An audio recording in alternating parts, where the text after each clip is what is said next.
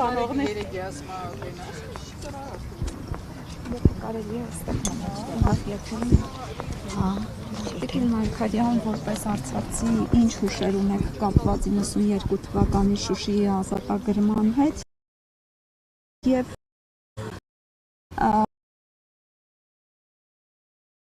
օրվա խորհուրդը ձեզ համար եւ առհասարակ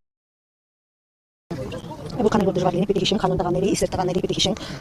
92-ի մայիսի 9-ի մեր հաղթանակները ես կյանքում 3 անգամ եմ շատ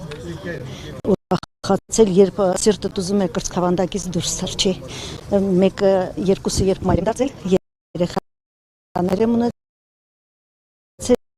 եւ Շուշիի ազատագրման օրը, երբ Ստեփանակերտում տներ յուր չկար ռմբակոծում էին, ոչ բան չունեին, խոսանք չկար, եւ ես գնում էի մենք թատերական թատրոնի մոտ թատերական աղբյուր ունենք, այդ աղբյուրից ջուր էի բերում եւ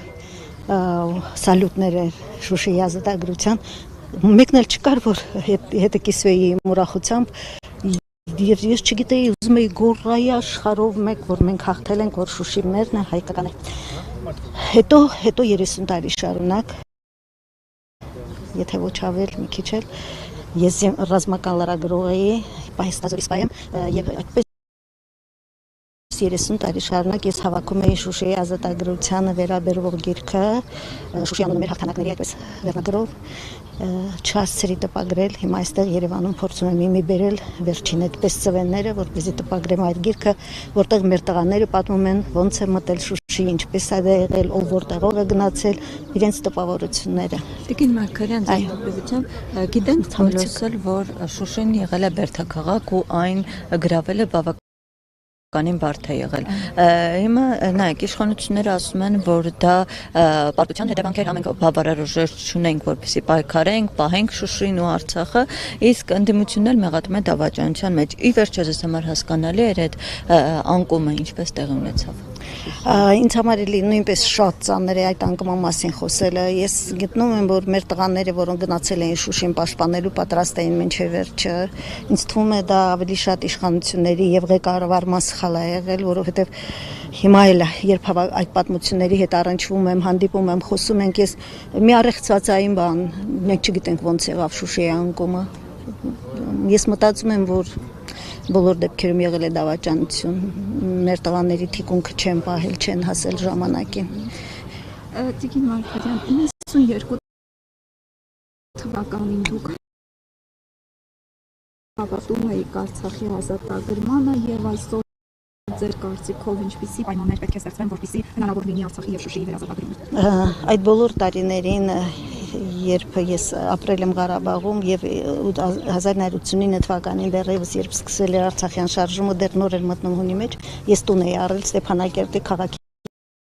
կենտրոնում ու ինձ հարցնում էին, ինչպես մարդիկ մի քիչ այդպես լավ չեն տրամադրված, բայց ես մտածում եմ, որ չպետք է մնալու ենք եւ տնավորվելու ենք, մենք ապրելու ենք Ղարաբաղում ենք ապրելու եւ մինչեւ վերջին օրը 23 թվականի սեպտեմբերի 29-ին երբ մենք ստիպված էինք դուրս գալ Ստեփանակերտից, մինչեւ վերջին պահը ես մտածում էի, որ չի այսպես չի այսպես մենք հեսա որ հրաման կլինի մենք հետ կդառնանք, բայց ցավոք եղավ այն ինչ եղավ, հիմա էլ հավատում եմ վերադարձին, հավաքական վերադարձին եւ ամեն ինչ անում եմ եւ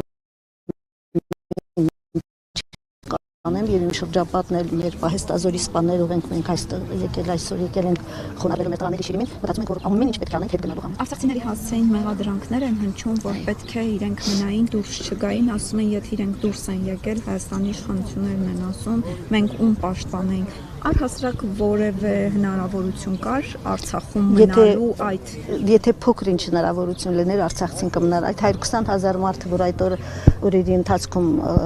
անցավ հակարի կամ դրանք բոլորն էլ ոնց ասեմ մահապարտներ էին այդ մարդիկ դրանք սիրում էին Արցախը նրանք մնում էին մինչև վերջի մնալու էին բայց չէին կարող մնալ եւ կոտորվել անհնարին էր մնալը իսկ կներեք իսկ ինչ պետք է ես ունեցի հաղթական մարտական ոգի նորից վերադառնա հայերի հայրենիք